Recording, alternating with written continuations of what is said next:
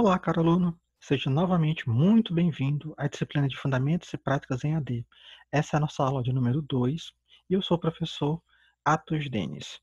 Bom, a partir de agora daremos início à nossa aula. Como roteiro de nossa aula de hoje, nós vamos falar sobre as plataformas virtuais de aprendizagem. Vamos também falar sobre o trabalho colaborativo que é necessário dentro da plataforma virtual de comunicação, bem como todas as ferramentas de apoio tecnológico que nós vamos nos deparar dentro do Moodle, que é uma das plataformas virtuais de aprendizagem que nós iremos discutir, bem como vamos destacar as questões envolvendo a interação e a interatividade na modalidade AD. Bom, primeiramente, o que viria a ser uma plataforma virtual de aprendizagem? Plataformas virtuais são sites disponíveis no cyberespaço, aonde grupos sociais se encontram com um objetivo comum. Esses sites podem ser tanto redes sociais de entretenimento, como jornalísticos e de estudos, daí o nome Ambiente Virtuais de Aprendizagem, no caso de estudos, como de outros interesses. Quando nós destacamos redes sociais de entretenimento, é primeiramente a primeira coisa que pode vir na sua mente são as famosas plataformas virtuais que você, possivelmente, aluno, possa ter alguma conta, tipo o Facebook, o Twitter, o WhatsApp, o Snapchat. Essas com certeza fazem parte do seu dia a dia, pelo menos eu acho que da grande maioria de vocês. Mas, assim como existem esses ambientes de entretenimento que são utilizados como contexto social, no qual você usa primordialmente para interações com seus amigos, mesmo à distância, o nosso foco aqui será os estudos. E dentro dessa questão envolvendo plataformas virtuais, o foco dos nossos estudos aqui serão os ambientes virtuais de aprendizagem. E do que se tratam esses ambientes virtuais de aprendizagem? Bom, propriamente, as plataformas virtuais oferecem um conjunto de tecnologias que permitem desenvolver as atividades no tempo, espaço e ritmo de cada aluno. Esse recurso envolve hipertexto, áudio, vídeo, imagem e textos. Como nós destacamos na última unidade, nós falamos muito sobre tecnologia e o quanto elas estão envolvidas no nosso dia a dia, quanto nós também estamos envolvidos por ela. No caso, um conjunto de ferramentas ou de recursos, eles foram agregados dentro dessas plataformas virtuais de aprendizagem, a fim de que os participantes dessas redes consigam realmente extrair o melhor desempenho possível no seu processo de ensino e de aprendizagem. Para isso, esses recursos envolvem elementos que são comuns no nosso dia a dia como usuários de tecnologia, como, por exemplo, o hipertexto. O hipertexto nada mais é do que um texto no qual se agregam outros conjuntos de informações, tipo informações como imagens, sons ou outros blocos de texto. Tudo isso interligado por meio de hiperligações. Ou seja, o simples fato de você acessar uma página na internet, ela possivelmente não virá 100% com um texto estático para você fazer uma leitura. Ela possivelmente virá acompanhada de algum áudio, algum vídeo, alguma imagem, ou mesmo um link para você clicar e acessar outra parte do texto. Isso é o hipertexto. É um texto dinâmico que permite realmente a interação do usuário com várias mídias diferentes ou vários recursos propriamente dito, para que você possa realmente ter um melhor desempenho no seu aprendizado. E, claro, esses outros recursos que nós acabamos de destacar são de uso comum por você no seu dia a dia, como mensagens de áudio que você pode mandar pelo WhatsApp, ou mesmo vídeo que você pode acessar pelo YouTube, ou imagens que você acessa, por exemplo, em redes sociais como o Instagram, ou textos, né, que são muito comuns em páginas de acesso à internet como um todo. Bem, mas tudo isso, todos esses recursos que estão agregados nessas plataformas virtuais de aprendizagem, eles têm um objetivo. E esse objetivo é justamente possibilitar o trabalho colaborativo entre os usuários dessa rede. E no caso em particular, a colaboração não está apenas na construção do conhecimento por parte do aluno, mas também no trabalho da equipe multidisciplinar das equipes de AD. Você, aluno, tem às vezes aquela percepção de que você pode estar sozinho, mas para todo o conjunto de atividades que você está desempenhando, existe uma equipe por trás, certo? Uma equipe multidisciplinar que atua dentro do contexto de dar o suporte necessário para que você consiga alcançar seus objetivos. Se nós formos destacar isso, por exemplo, eu sou parte desse elemento multidisciplinar. Eu sou o professor formador dessa disciplina. Assim como você também vai ter um professor mediador, alguém para quem você vai poder redirecionar as suas dúvidas e questões. Ele também está envolvido nessa equipe multidisciplinar. Por trás da gente existe uma equipe pedagógica. Essa equipe pedagógica estabelece as diretrizes de como vai se dar o nosso trabalho. Atrás dessa equipe pedagógica tem uma coordenação. Essa coordenação estabelece todo o plano de curso que vai ser discutido e trabalhado no seu curso. Atrás dessa equipe pedagógica tem um coordenador geral. Atrás desse coordenador geral existe uma equipe técnica que mantém a plataforma no ar, uma equipe de TI, por exemplo. Então existe todo um conjunto de pessoas dando sustentabilidade para que esse trabalho colaborativo, que é exercido dentro das plataformas virtuais de aprendizagem, possa existir, certo? Então as plataformas colaborativas têm essas ferramentas que facilitam essa interação entre o professor e o aluno, ok? O processo da aprendizagem colaborativa está focado nos grupos e não nas ações isoladas das pessoas. Uns vão aprendendo uns com os outros. Daí o porquê da necessidade do trabalho colaborativo. Assim como você tem o professor formador, você tem o professor mediador, você tem coordenação de curso, você tem equipe pedagógica, você tem coordenação de tecnologia, você tem coordenação geral, você também tem essencialmente os seus colegas. E junto com os seus colegas é que vocês vão fazer a essência desse trabalho colaborativo, no qual vocês vão se reunir, debater, discutir, fomentar novas discussões, gerar um novo padrão em cima do que está sendo debatido, novas perspectivas de discussão, para que esse trabalho realmente possa ter êxito e que você consiga realmente aprender. Mas dentro do foco, que é justamente as plataformas virtuais de aprendizagem, nós temos que citar alguns exemplos. E no caso em particular, você, por exemplo, aluno, está acessando o que nós conhecemos como AVA, que é Ambiente Virtual de Ensino-Aprendizagem, ou também popularmente conhecido como AVA, Ambiente Virtual de Aprendizagem, ou o termo em inglês que é chamado de LMS, ou Learning Management System, ou Sistema de Gerenciamento de Aprendizagem. O exemplo mais comum que nós vamos lidar nesse curso é a plataforma na qual você está inserido, aluno. Nesse exato momento, você está acessando uma plataforma virtual de aprendizagem que é conhecida como Moodle, Modular Object Oriented Dynamic Learning Environment, ou seja, o ambiente virtual de aprendizagem dinâmico modular orientado a objeto, ou Moodle. O Moodle é uma das ferramentas, ou, por assim dizer, uma plataforma virtual mais conhecida e difundida no mundo. A característica fundamental do Moodle é que ela consegue agregar um conjunto de recursos que são de conhecimento de grande parte dos usuários, como fórum, lista de discussões, wiki, glossários, recursos de sala de bate-papo. Nós vamos discutir sobre esses elementos daqui a pouco, mas tudo isso de uma forma open source, que no universo da informática quer dizer que é gratuita, é um ambiente que não tem custos operacionais.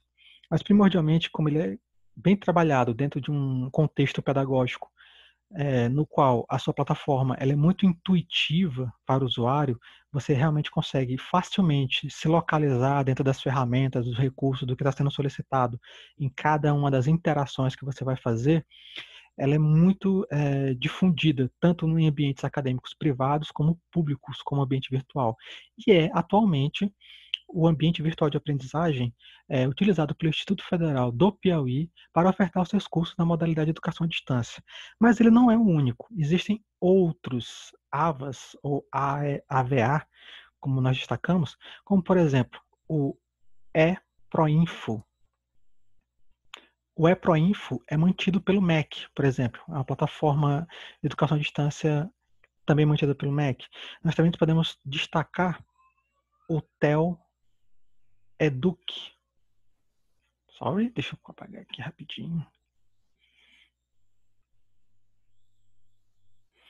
Que é uma plataforma que foi desenvolvida e criada pela Unicamp. E também o AulaNet, que foi desenvolvido pela PUC do Rio de Janeiro. Esses são apenas alguns exemplos de ambientes virtuais de aprendizagem que foram desenvolvidos aqui no nosso país, no caso, no Brasil. Existem pelo menos uma centena de outros criados por outros países ao redor do mundo. Mas como nós destacamos, o Moodle se notabilizou como sendo o ambiente virtual de aprendizagem mais difundido para a modalidade de educação à distância. Bom, mas o que faz o Moodle ser tão especial? Porque realmente ele consegue agregar, essencialmente, ferramentas de comunicação que são muito comuns à maioria dos usuários. Por exemplo, nós podemos destacar essas ferramentas em duas classificações essenciais: ferramentas de natureza síncrona e ferramentas de natureza assíncronas. O que são cada uma delas? Bom, as ferramentas de comunicação síncrona, elas permitem a interação no mesmo tempo, não necessariamente no mesmo espaço, mas ao mesmo tempo. Ou seja, existe o processo de comunicação simultâneo. Em outras oportunidades, nós destacamos que o aluno da educação à distância está separado do professor espaço-tempo. Mas existe a possibilidade, de, claro, de você encontrar-se com o seu professor, seja o professor formador, seja o professor mediador, através de ferramentas de uso síncrono, ok? Ou seja, ferramentas no qual a comunicação acontece de forma simultânea e ao mesmo tempo. Exemplos característicos desse tipo de ferramentas de comunicação: as webconferências e, é claro, as salas de bate-papo. Aqui cabe uma ressalva e um destaque. Existe webconferência e existe videoconferência.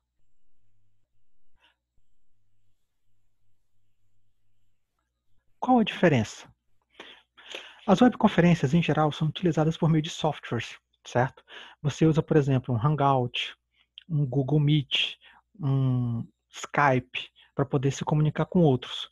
Já uma videoconferência, você usa equipamentos próprios, chamados equipamentos de videoconferência, que fazem um tratamento adequado da velocidade, da taxa de transmissão. Normalmente eles são utilizados em televisores ou data shows para transmitir uma comunicação de forma simultânea, certo?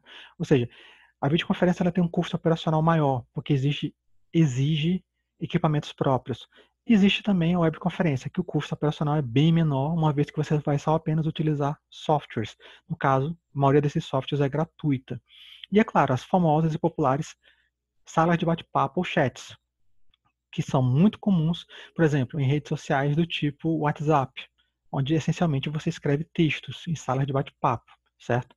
Embora o texto possa não acontecer a comunicação simultaneamente ao mesmo tempo, né? Mas existe essa possibilidade. Se você agendar um chat com seu tutor ou seu professor mediador, existirá um horário específico no qual vocês se encontrarão para debater essas dúvidas de forma automática e simultânea. E é claro, existem as ferramentas assíncronas.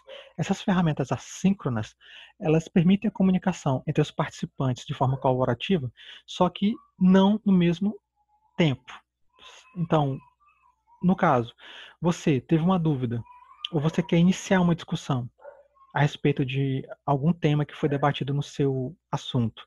Você pode colocar o seu tema de debate, por exemplo, em um fórum. Você pode abrir uma lista de discussão em um fórum a respeito de um tema e incitar uma discussão em cima disso. Só que a discussão não vai acontecer de forma automática. Os outros usuários podem demorar 1, 2 horas para responder, visualizar a sua mensagem, ou então podem receber dias depois. Mas o importante é que existe essa colaboração e que existe essa possibilidade de discussões. No caso, existem também ferramentas do tipo glossários, onde vocês podem criar um dicionário de informações e termos à medida que vocês forem desenvolvendo o conteúdo da sua disciplina. Existem, é claro, as ferramentas da Wiki, aonde você pode criar uma espécie de termos colaborativos de escrita, certo? Que, embora não sejam eruditos propriamente dito, existe essa forma de você construir uma comunicação e um conhecimento em cima de determinado tema. E você pode ir colaborando com ele. Então, no caso, o exemplo da Wikipédia, que é uma espécie de enciclopédia, como eu disse, não é propriamente erudita, né? Mas ela traz informações relevantes a respeito de vários temas, muitos importantes, outros nem tanto. Mas a questão é que as pessoas é que vão construindo e colaborando de forma assíncrona na construção desse conhecimento. Outros elementos que podem ser também destacados, como blogs, ou mesmo e-mails, como ferramentas assíncronas. São todos recursos que não permitem a comunicação de forma imediata, mas que permite esse processo de conectividade e de interatividade entre os participantes. Bom, falando nesse processo de conectividade e interação dos participantes, é necessário a gente destacar e falar a respeito do que é esse processo de interação na EAD e como ele ocorre, ok? Mas primeiramente vamos destacar o que é essa interação. É uma relação de interdependência entre duas ou mais pessoas, onde cada um exerce uma ação sobre o outro, que pode ser falar, ouvir, questionar, ou seja, uma interação se caracteriza com a participação e a ação entre as pessoas em seu contexto. Quando a gente fala de interação, nós falamos necessariamente de um contato físico propriamente, de uma correlação existente de proximidade entre os partícipes dessa discussão. Isso ocorre muito dentro do ambiente da sala de aula presencial, onde você tem o professor, mas você tem seus colegas, e vocês estão ali debatendo, discutindo, de forma onde cada um interage, seja falando, ouvindo, questionando. Então, essa questão da interação, ela tem esse foco da necessidade de existir a proximidade entre seus participantes. Mas, entretanto, um termo que tem ganhado muita repercussão nos últimos tempos e que se faz muito confuso por vezes é justamente a questão da interatividade. Interação e interatividade. E nós temos que destacar que interatividade é um termo muito utilizado no dia de hoje para remeter à questão de, olha só, mais uma vez, o termo aqui no caso, tecnologias. Ou seja, quando nós estamos falando de interatividade, ela envolve necessariamente aspectos de tecnologia, ou seja, alguma ferramenta tecnológica. Esse termo se propagou a partir do contato humano com as novas tecnologias, é usado para qualificar qualquer coisa na qual o funcionamento permite que as pessoas de algum nível de participação ou troca de ações. Ou seja, você interage com outras pessoas por meio de ferramentas tecnológicas que permitem uma interatividade. Um bom exemplo disso, o WhatsApp. O WhatsApp tem essa questão.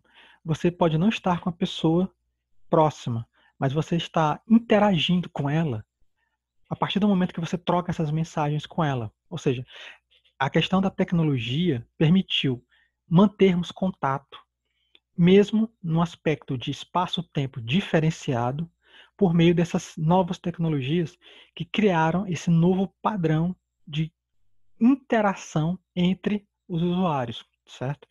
O que, por vezes, a gente tem que analisar e até destacar, gera alguns pequenos transtornos no nosso dia a dia, porque as pessoas, de certa forma, elas extrapolaram um pouco o nível da etiqueta padrão, inclusive, de como se comunicar com as pessoas. Hoje as ferramentas elas entregam muito daquilo que nós permitimos para elas que elas entreguem. Por exemplo, a questão da nossa própria privacidade. Se você olhar o WhatsApp, por exemplo, para você que é aluno e eu que sou professor, se eu disponibilizo o meu contato de WhatsApp para vocês, seria de bom tom, por exemplo, a interatividade ocorrer dentro de um contexto, em um horário combinado entre as partes.